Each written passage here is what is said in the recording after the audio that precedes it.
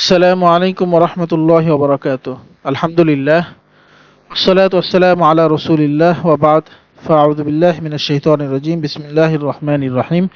ওয়া মান ইয়াত্তাকিল্লাহা ইয়াজআল লাহু মাখরাজা ওয়া ইয়ারযুকহু মিন হাইসু লা ইয়াহতাসিব।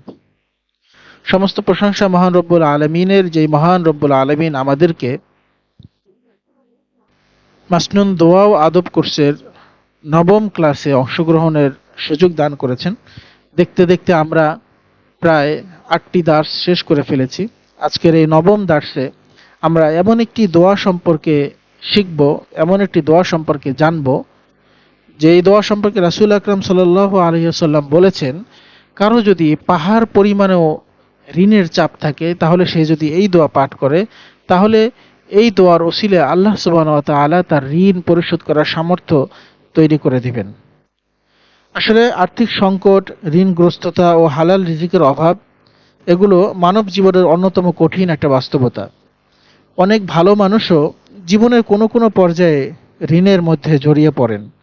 ইসলাম একজন মুসলমানকে দায় মুক্তি ও আত্মসম্মানের সঙ্গে জীবনের পথ চলার শিক্ষা দেয়। তাই রাসূল আকরাম সাল্লাল্লাহু আলাইহি ওয়াসাল্লাম আমাদেরকে এমন কিছু দোয়া শিখিয়েছেন যা ঋণ মুক্তির পাশাপাশি হালাল ও বরকতময় রিজিক লাভে সহায়ক। আল্লাহ সুবহানাহু ওয়া তাআলা কোরআনের মধ্যে বলেন, ওয়ামান ইয়াত্তাকিল্লাহা ইয়াজআল লাহু মাখরাজা ওয়া ইয়ারযুকহু মিন হাইসু লা ইয়াহতাসিব। যে ব্যক্তি আল্লাহ তাআলাকে ভয় করে, ইয়াজআল লাহু মাখরাজা, আল্লাহ তাআলা তার মুক্তির পথ করে দেন।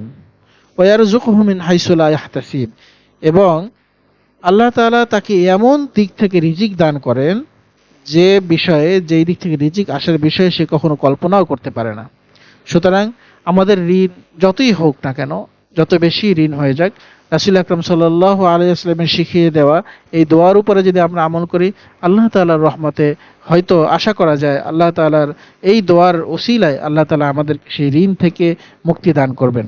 রাসূল আকরাম সাল্লাল্লাহু আলাইহি ওয়াসাল্লামের শিখিয়ে দেওয়া দোয়াটি হলো, আল্লাহুম্মা কফিনি বিহালালিকা আন হারামিক ওয়া আগনিনি বিফাদলিকা আম্মা সিওয়াক।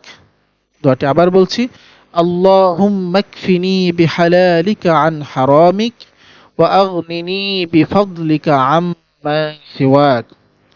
দোয়ার মর্মার্থ হলো, আল্লাহুম্মা এর অর্থ হচ্ছে হে আল্লাহ, ইকফিনি বিহালালিকা আন হারামিক, ইকফিনি আপনি আমাকে বিরত রাখুন, বিহালালিকা আন হারামিক হালাল রিজিকের মাধ্যমে, বিহালালিকা আপনি আমাকে বিরত রাখুন হালাল রিজিকের মাধ্যমে, আন হারামিক হারাম থেকে।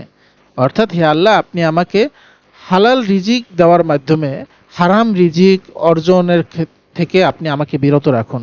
ওয়া আগনিনি, এবং আপনি আমাকে আত্মনির্ভরশীল করুন, বিফাদলিকা আম্মা সিওয়াক আপনার দয়ায় আপনি ব্যতীত অন্যের মুখাপেক্ষী হওয়া থেকে, আপনার দয়ায় আপনি ব্যতীত অন্যের, বিফাদলিকা আপনার দয়ায়, আম্মা সিওয়াক আপনি ব্যতীত অন্য কারো মুখাপেক্ষী হওয়া থেকে আপনি আমাকে আত্মনির্ভরশীল করুন। সুতরাং মূল সম্পূর্ণ দোয়ার অর্থ হলো, হে আল্লাহ, আপনি আমাকে হালাল রিজিকের মাধ্যমে আপনি আমাকে হারাম থেকে বিরত রাখুন, এবং আপনার দয়ায় আপনি ব্যতীত অন্যের মুখাপেক্ষী হওয়া থেকে আপনি আমাকে আত্মনির্ভরশীল করুন। এই দোয়া সম্পর্কে রাসূল সাল্লাল্লাহু আলাইহি ওয়াসাল্লাম বলেছেন, যদি কারো ঋণ পাহাড় পরিমাণও হয়ে যায়, কারো যদি পাহাড় পরিমাণও ঋণের চাপ থাকে, তাহলে সে যদি এই দোয়া পাঠ করে, তাহলে আল্লাহ সুবহানাহু ওয়া তাআলা এই দোয়ার উসিলায় তার ঋণ থেকে মুক্তি দান করবেন, তার ঋণ পরিশোধ করার সামর্থ্য দিয়ে দিবেন। ঋণগ্রস্ততা হলো এক ধরনের মানসিক ও সামাজিক কষ্ট, যা থেকে রক্ষা পাওয়ার জন্য শুধুমাত্র চেষ্টাই নয়, বরং আল্লাহ তাআলার সাহায্য ও দোয়ার আশ্রয় নেওয়াই হচ্ছে সর্বোত্তম পথ। রাসূল আকরাম সাল্লাল্লাহু আলাইহি ওয়াসাল্লাম যেহেতু আমাদেরকে এই দোয়া শিক্ষা দিয়েছেন, তাই আল্লাহ সুবহানাহু ওয়া তাআলাও আমাদেরকে এই দোয়ার উপরে আমল করার তৌফিক দান করুক। আমিন। আসসালামু আলাইকুম ওয়া রাহমাতুল্লাহি ওয়া বারাকাতুহু।